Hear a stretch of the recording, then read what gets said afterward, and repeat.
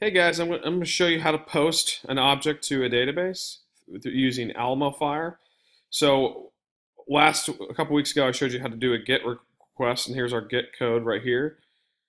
Up here is our post code. So post, if you're not, I'm sure you're familiar with REST API, but post, think of it like create in a CRUD. Think CRUD. So post is create, or we're inserting stuff into a database. So AlmoFire, it's really easy to do. So we just call AlmoFire.request and we do a post. And so what we're going to do right here is we're posting our endpoint. So here's our endpoint right here, localhost post system. And then we're going to create a JSON object to pass in the API, and we're doing name, input text, body, body and user ID. Ignore those. We're not really using that stuff for now. But what we're going to be passing is what we're going to be inputting. Now, obviously, you're going to have an API built. Now, the API is on GitHub as well to show you. It's a PHP API that I built.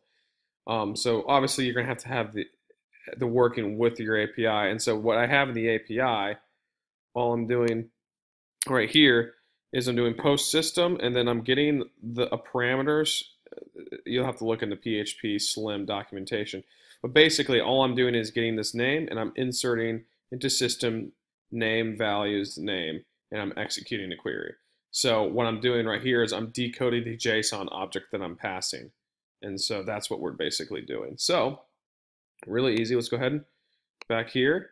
And so we're going to go ahead and run the application. Oh, but first, before we do that, I'm going to show you what the database looks like. So this is the database. I have a bunch of PS3s in here that I've been testing out. So what I can do here is I'll just show you I have all these objects. So we're going to run the system. All right.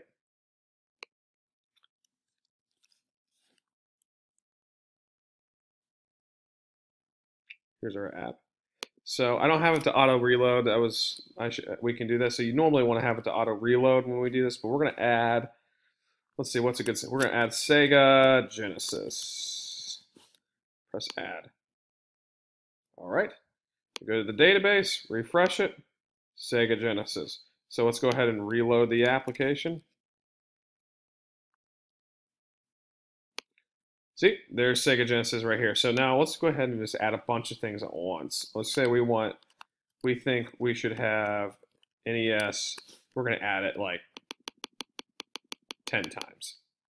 Obviously, the code should be optimized to auto refresh the table, but right here I just added a bunch of times. Go to the database, look at all these NES things I had right there. So we're posting to a database. We'll go ahead and refresh it.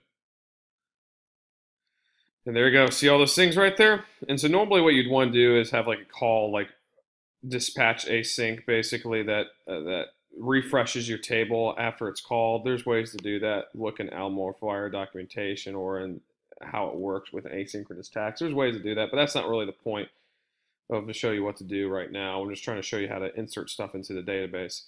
So there you go, guys. That's how you post something into Swift by using AlmoFire. Or post something using Swift using AlmoFire. I'll tell you what, guys. If you're gonna be doing enterprise architecture, be familiar with AlmoFire. It just makes things so easy to do. It's really easy to import into your project. Also, I highly, highly recommend looking into Swifty JSON to do these things. This is kind of a brute force way to do that. There's easier ways to create JSON objects. I just did this for simplicity. Obviously, it's simpler to do something using Swifty JSON when you're handling a bunch of data. But since we're just passing in simple data, it's not that big of a deal. So, all right, guys, thanks for everything, and we'll see you guys later.